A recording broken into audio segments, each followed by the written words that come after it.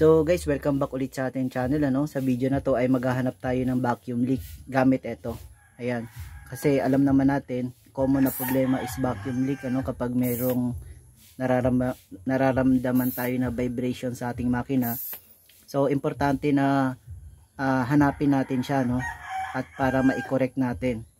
Kasi kapag mayroon tayong vacuum leak tapos adjust tayo ng adjust kung ano-ano dun sa ating carburetor, so hindi natin na i-correct yung leak na yon.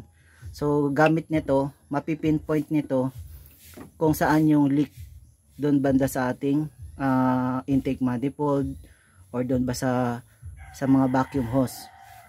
So at papakita ko din sa inyo guys kung bakit ito doon ako sa cylinder number 3 naglagay nito.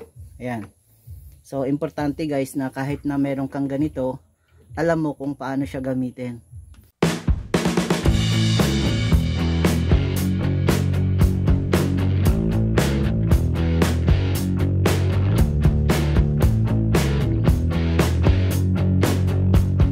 So guys, ang first step natin is ilalagay natin to sa top dead center yung ating flywheel. Ayan. Yung naka letter T. Top dead center dito. Ayan. So yun yung number 1 step. Yung pangalawang step ay ito. Tatanggalin natin to. Ayan, tatakpan natin to. So tanggalin muna natin to. Ayan.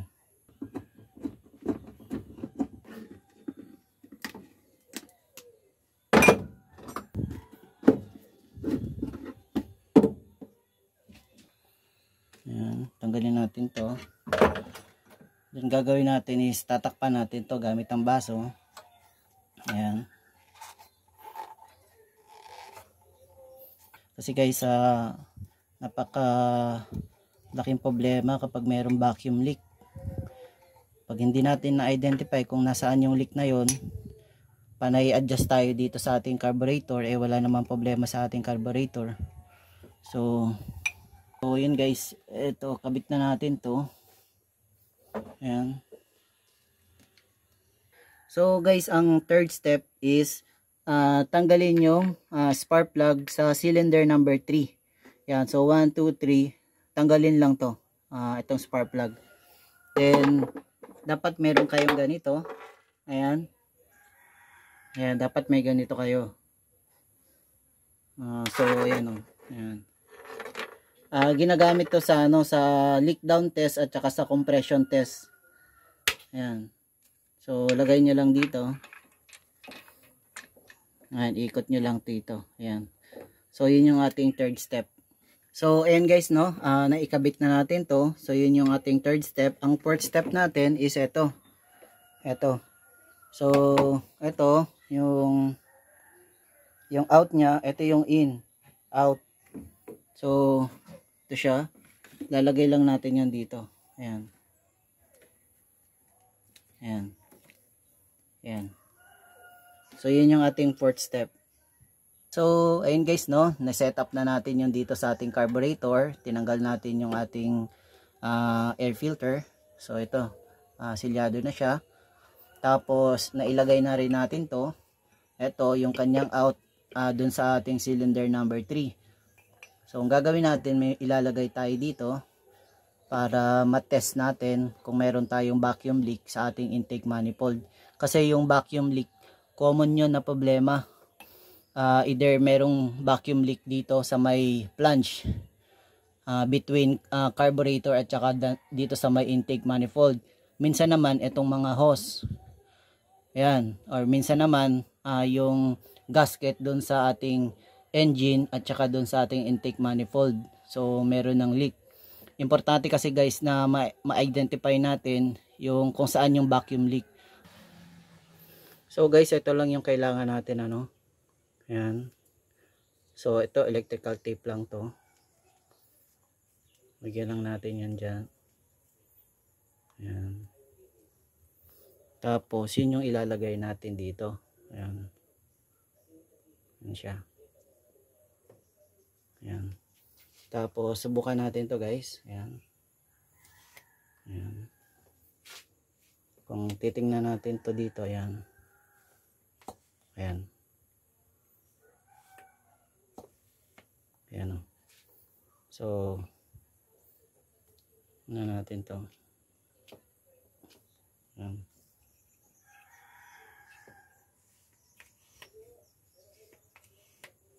Ayan. So, mayroong hangin na lumalabas dito.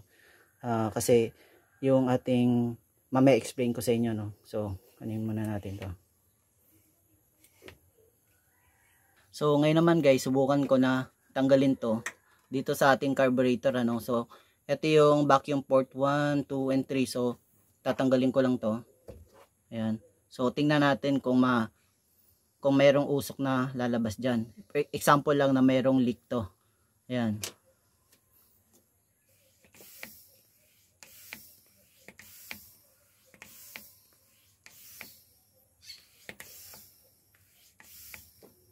Ayan. Kita nyo. Ayan o. So, ayan. So, ayan o. May leak. Ayan. Tapos, i-check na rin natin kung merong leak dito sa mga connection between intake at saka dito sa ating carburetor. Kasi yan yung common. Yung iba hindi gumagamit ng gasket. So, ako gumagamit ako ng gasket. So, yan. So, kikita niya. So, takpan ko lang to. So, tingnan naman natin dito. Direct tayo dito sa ating intake. So, tatanggalin ko lang to. Ayan. Ayan o.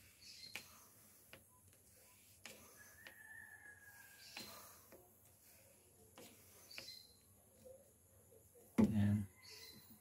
So, ayan. So, lumalabas yung usok dito. Ayan. So, yun guys, no, ulitin ko lang. Nilalagyan ko to ng electrical tape dito. Ayan, para ayan siya. Ayan. Para medyo sumikip siya dito. Ayan. Ayan. Ayan. Ayan.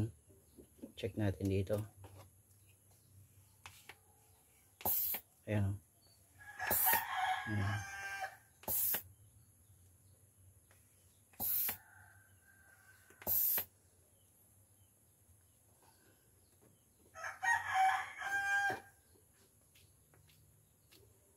Ayan.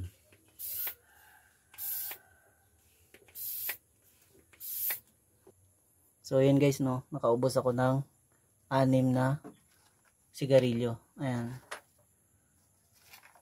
So, okay lang yan.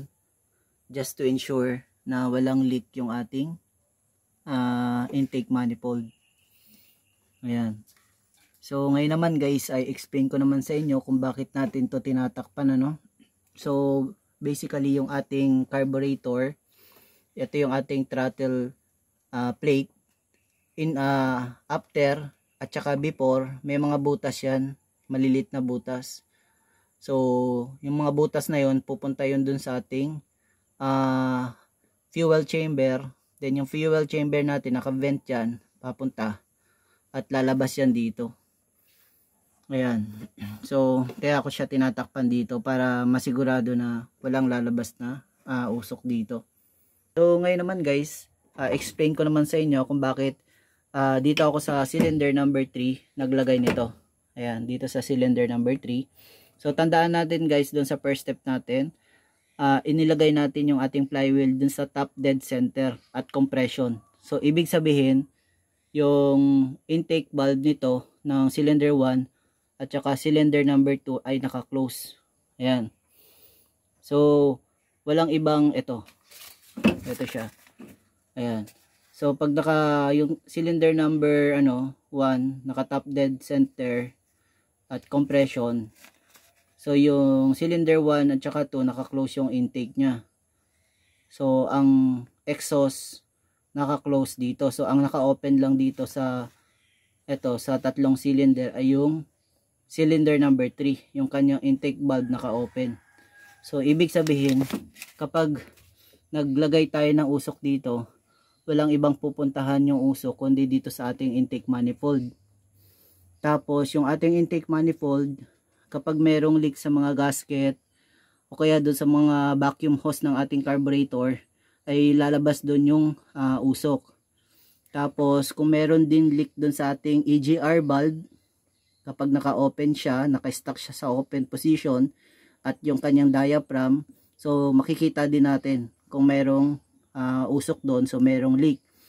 Tapos dito sa ating PCB, eto kung naka-stuck siya na full open, ayan, so lalabas dito yung usok galing sa ating intake manifold, papasok dito sa valve cover, lalabas sa ating breather hose.